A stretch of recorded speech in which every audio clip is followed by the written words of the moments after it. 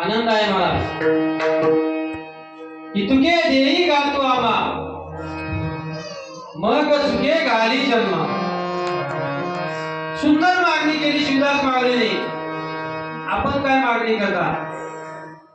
आजकालची तर मागणी वेगळीच आहे बरं का. मला तुकाराम महाराज तुम्ही गेल्या मागे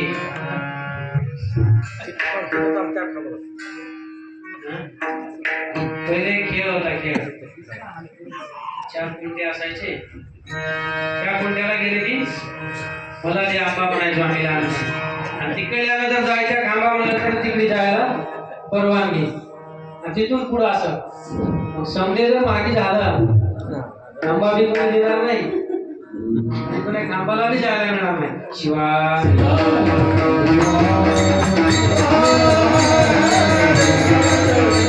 शिवदास माऊलीने मागणी केली. आजही आपल्याकडे मागणी अनेक प्रकारची होत असते. आता तर आजच्या अलीकडल्या या काळाची तर मागणी वेगळी आहे. तुकाराम महाराज आताची अलीकडल्या काळातली मागणी सांगतो. ज्याच्याकडे मुली आहेत, महत्वाचा प्रश्न आहे. महत्वाचा प्रश्न आहे बाबांना. ज्याच्याकडे मुली आहेत काय मागणी असेल त्यांची? काय असावी? मुलीच्या आई वडिलांची मागणी काय असावी? मुलगा संस्कारित असावा, आई वडील संस्कारित असावे, त्याच्या घरचे संस्कारित असावे. काही कमवतो का तो? ही मागणी जास्त आहे. पण मला कोणीही सांगा याच्यापैकी कोणीतरी ही मागणी मागते का किंवा त्याच्यासाठी अट्टास करतो का? मुलाला काय पाहिजे हो? नोकरी. पुन्हा पॅकेज कितीच आहे? बरं ठीक आहे, पॅकेज बी आहे 10-5 लाखाचं. आमची मुलगी काय शिकलेली, काही थोडीफार शिकलेली असते, काही शिकलेली बी असते. पुन्हा नोकरी असल्यावर शेत सुद्धा, शेत बी आहे 10-5 एकर. घर थोडं जुनं आहे, जमेल का? नाही, जमणार नाही म्हणले. नोकरी पाहिजे, पॅकेज भरपूर पाहिजे, शेत पाहिजे, घर सुद्धा बांधलेलं पाहिजे. पण एवढे बी आहे. परंतु अजून काही अटी आहे. आमच्या पूर्वीच्या अंगावर 2 तोळे 4 तोळे सोनं सुद्धा ठेवावं. ठीक आहे, ठेवू. पण अजून एक म्हणले आमच्या मुलगी शेताला काही जाणार. मग शेत कशाला पाहिजे? ही मागणी योग्य आहे का? मला सांगा. प्रत्येकाची जर ही मागणी असेल आणि गेल्या 15 वर्षापासून सरकारची भरतीच नाही नोकरीची, कसं व्हावं? ही मागणी काळासाठी कुठेतरी घातक ठरक आहे आणि हे समाजासाठी खूप खेदाची बाब आहे. ठीक आहे, ज्याची मुलगी नोकरीला आहे, जॉब आहे, शिकलेली आहे, तिला जोडीदार सुद्धा तसाच लागते, त्याच्यात काही दुमत नाही. पण ज्यांची मुलगी कमी शिकलेली आहे किंवा प्राथमिक शिक्षण झालेलं आहे आणि ती मोठ्या घरामध्ये जाऊन सुद्धा ऍडजस्ट होत नाही, अशा मुलींनी तरी कमीत कमी शेतकऱ्याच्या मुलासाठी पसंती द्या. तरच आपला समाज सुरळीत राहील आणि व्यवस्थित राहील, शांततेत राहील, अराजकता माजणार नाही. याची जर आपण खबरदारी घेतली तर ही योग्य मागणी करणार आहे. अन्यथा आपली ही मागणी चुकीची ठरणार आहे बरं का. शिवाय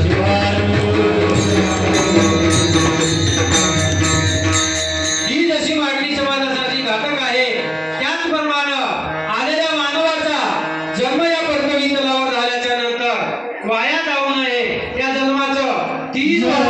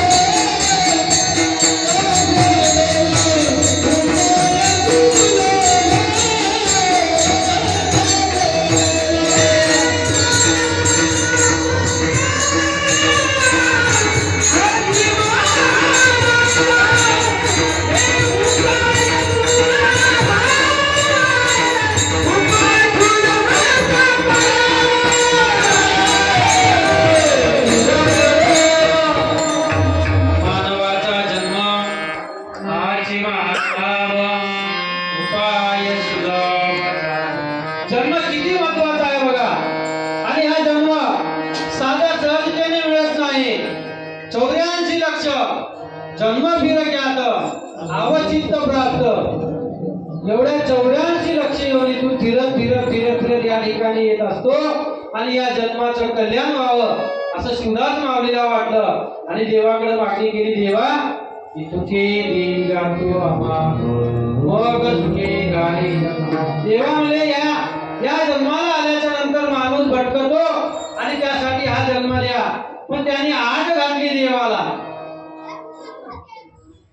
आठ काय घातली ते अभंगाचं.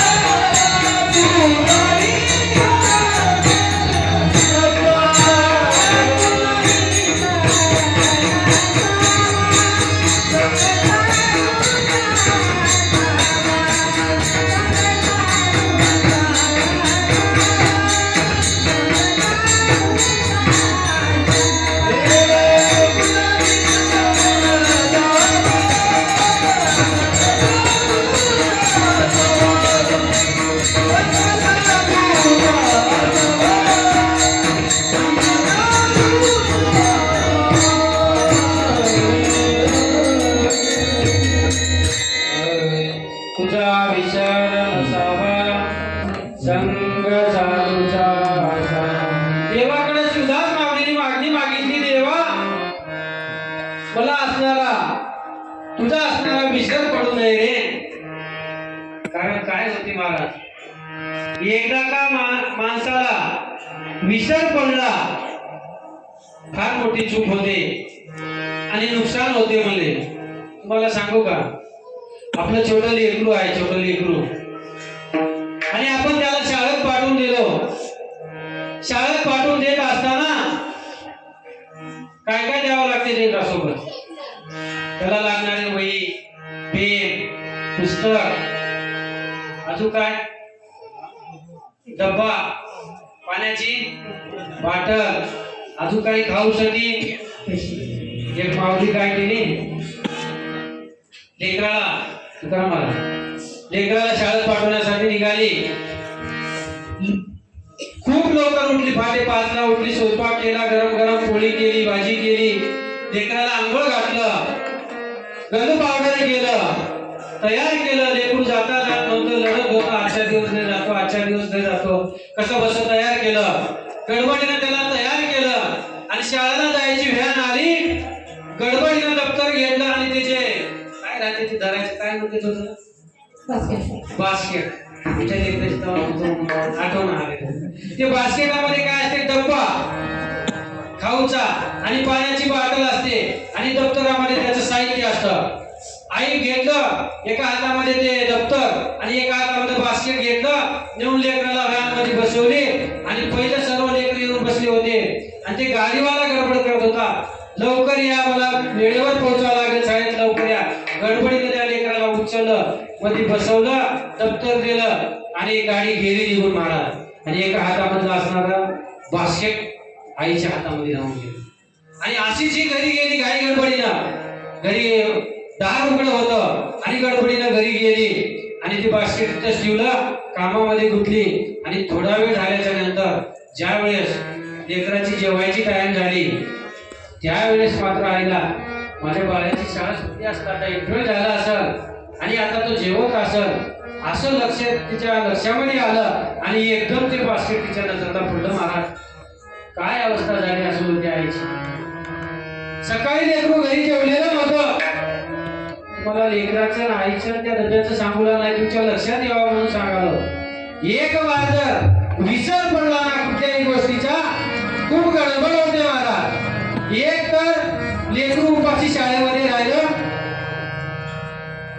त्याच्या पोटामध्ये भूक लागली तळमळ वाटू लागली शिक्षणाकडे ध्यान जाईल का त्या लेकराचं आईच्या हातामध्ये डब्बा आहे बास्केट घरी आहे हे तिच्या लक्षात आलं लेकरू उपाशी शाळेमध्ये आहे तिच्या सुद्धा तळमळ सुरू झाली जेवण जाईल काय माऊलीला तिकडे लेकरू उपाशी इकडे आई उपाशी डब्बा तयार आहे परंतु हे घडलं कशामुळं एखादा विसर पडला एका क्षणाचा विसर पडला फक्त हातातला डब्बा लेकराला देहाचा एवढाच विसर पडला आणि पुरा एवढा गोंधळ झाला या जन्माला येऊन जर देवाची विसर आपल्याला पडला तर काय होईल म्हणजे त्या आयुष्याचं वाटोळ होईल आणि नाश होऊन जाईल म्हणजे आयुष्याचा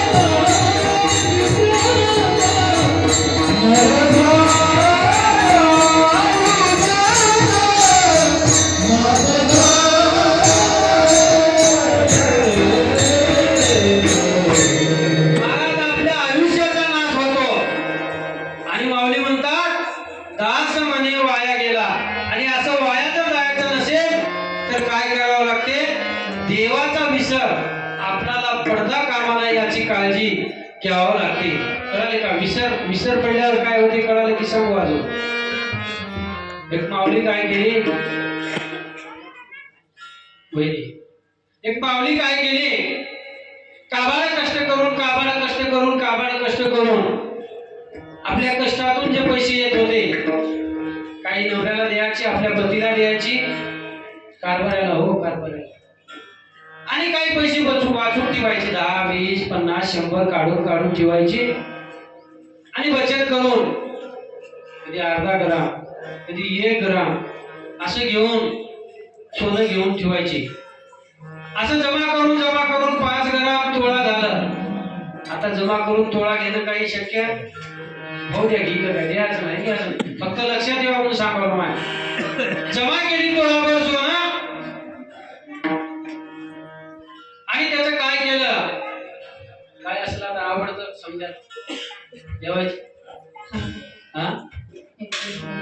नेकलेस पोहे हार केला एका तोळ्यात होईना 2 तोळ्याचा 3 तोळ्याचा असू द्या एका तोळ्याचा केली आणि तिला असणारं आमंत्रण आलं लग्नाला जायचं थोडं लक्ष देऊन ऐका बरं महत्वाचा विषय फक्त देवाचा आपल्याला विसर पडल्यावर काय हाल होते हे सांगायला तुम्हाला ऐका थोडं वेळ खूप कमी आहे महाराज किती आहे 5 वाजेपर्यंत करायचं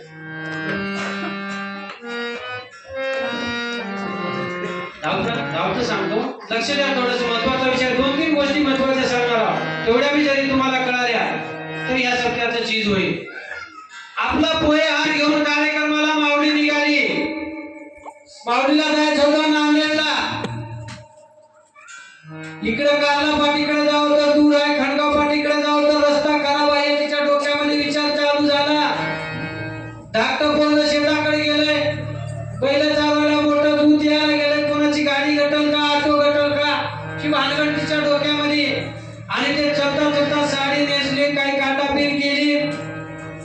काय काय करायची ती केली आणि ते पोहे हार देवाच्या विसरला निघाली बघा. विसरल्यावर कसं होत होतं, फरक पडत होता. जाऊन ती गेल्यासारखं वाटत नव्हतं. ध्यान आली की पटकन डब्यातलं पोहे हार काढलं घेतलं आणि आता म्हणली नरसीच्या बस स्टँडला चोर आहे म्हणली, चोर. आणि याला काय करावं म्हणजे चमची मध्ये ठेवावं म्हणली. आणि कार्यक्रमाच्या ठिकाणी गेल्यावर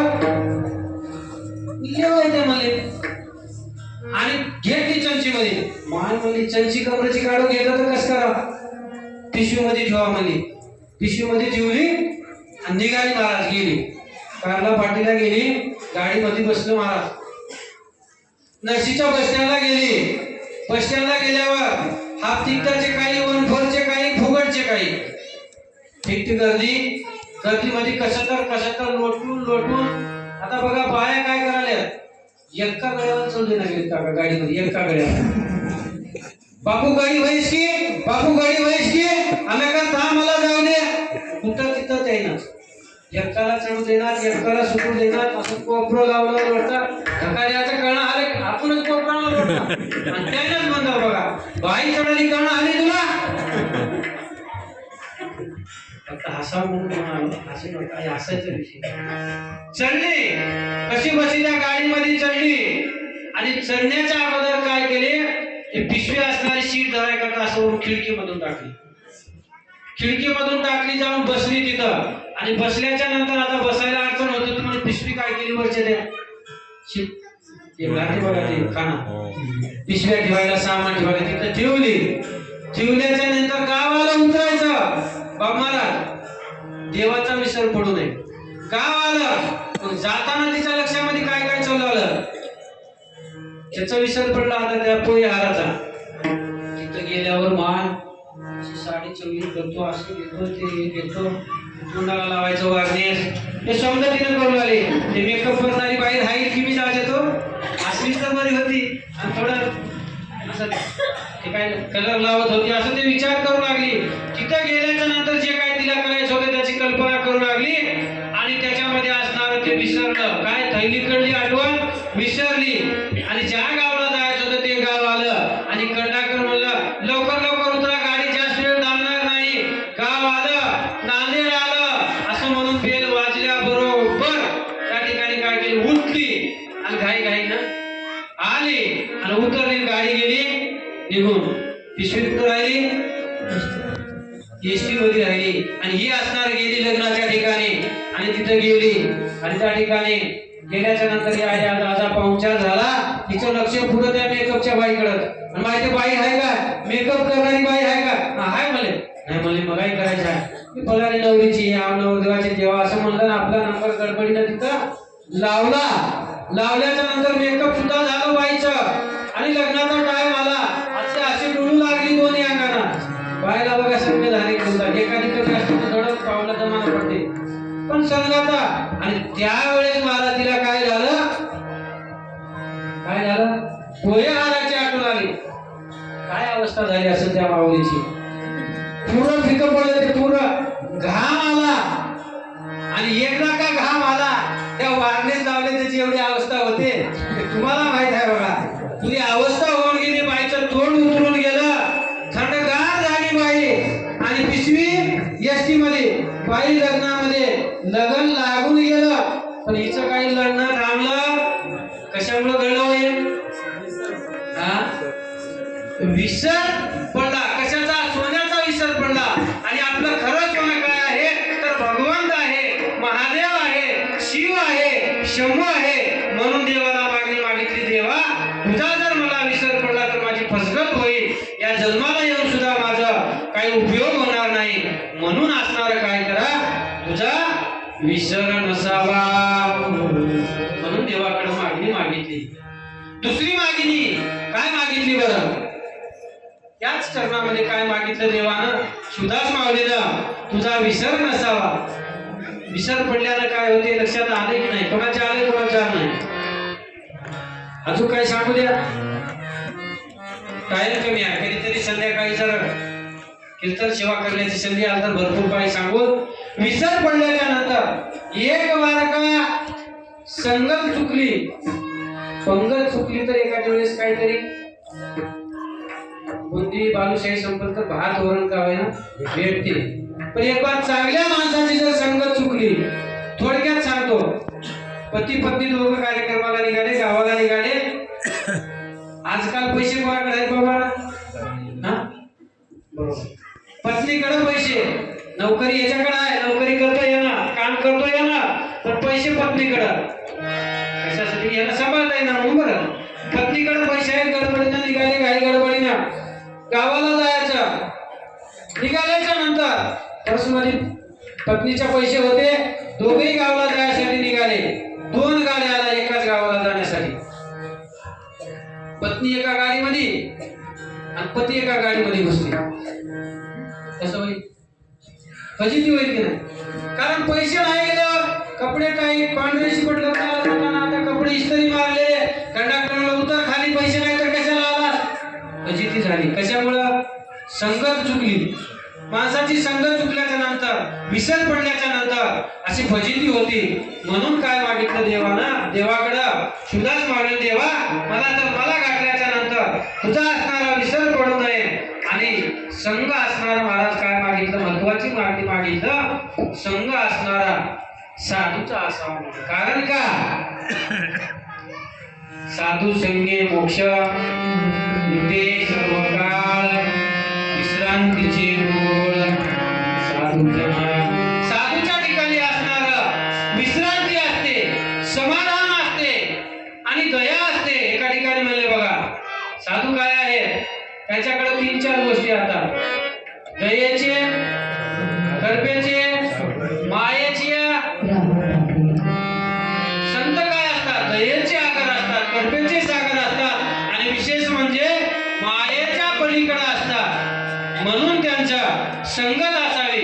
कारण संतांची संगत झाल्यावर या ठिकाणी आल्या, 4 गोष्टी ऐकलं, देवाकडे चिंतन लागलं, देवाकडे मन लागलं, हेच तुमच्या सोबत येणारी शिदोरी आहे. म्हणून संघ साधूचा मागितलं. नाहीतर हे दिसणारे जे समजे, खरं सांगा आपलं कोण आहे? नवरा आपला, बायको बाबा ना आपली, न येताना जाताना सांगलं तर फजिती होईल. हे कसे आहेत म्हणले? नवरा आपले नाही, मूल आपला नाही, बाबा आपला नाही, सासू आपली नाही, सून आपला नाही, कोणीही आपलं नाही.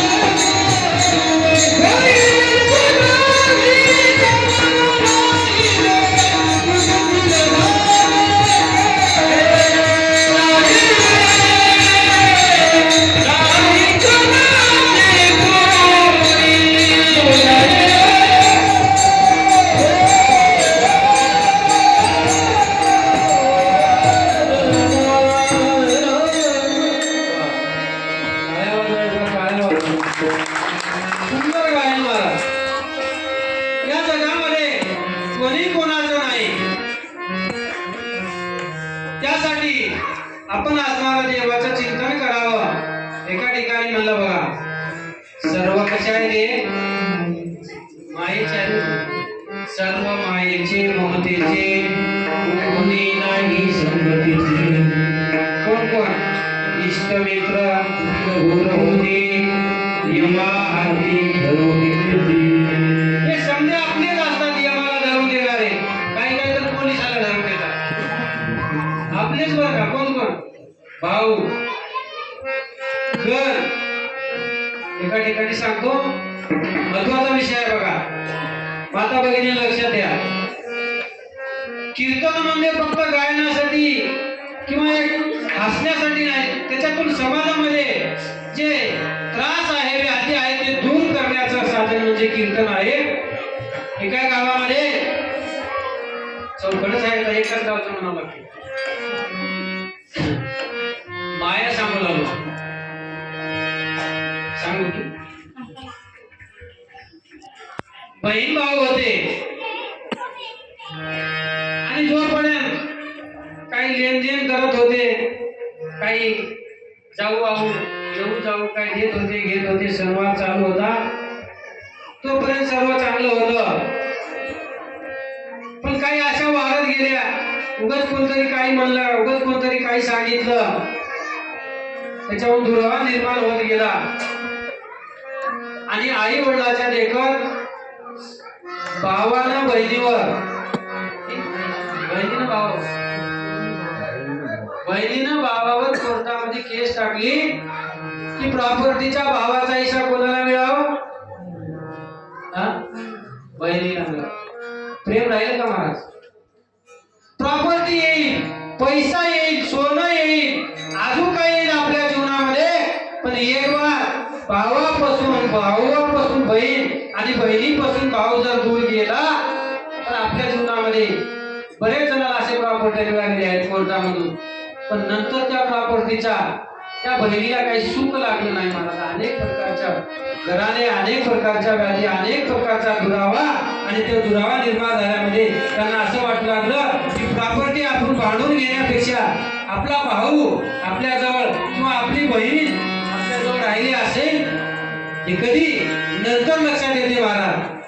आणि भावाने असं करून की जेणेकरून आपल्या बहिणीला काहीतरी वेगळं करावं लागेल किंवा कोर्टात जावं लागेल, हे प्रकार फार वाढलेले आहे. सर्वांना हात जोडून विनंती आहे, कोणाचा जर भाऊ चुकत असेल तर त्याला समजून सांगा, कोणाची जर बहीण चुकत असेल तर त्यांना समजून सांगा, प्रेमानं सांगा, हक्कानं दोन वाजून सांगा, पण आपल्यामध्ये दुरावा निर्माण येऊ देऊ नका.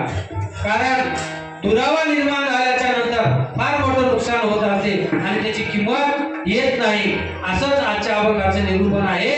आपल्यामध्ये संतापासून जर आपण दुरावत गेलं, कशासाठी सांगतोय, संतापासून जर आपण दूर गेला तर आपलं नुकसान होते, आणि संताच्या जवळ आलं तर आपला फायदा होते. आणि संत काय सांगतात आपल्याला? काय सांगतात? नाम घ्या, नामाचं चिंतन करा, आचरण करा, हेच सांगतात. आणि ते केल्यानं, नाम घेतल्याच्या नंतर काय होते, आपण त्या संसार रूपी जीवनातून तरुण जाता, याच्यासाठीच नाम घ्यायचं असते आणि संतांच्या संगतीमध्ये यायचं असते.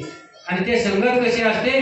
चांगली संगत असते. म्हणून शिवदास माऊलीनं म्हणलं, देवा तुझा विसर नसावा, संग साधूचा असावा, जेणेकरून मला त्या देवाची प्राप्ती होईल, देवाकडे माझं मन लागत.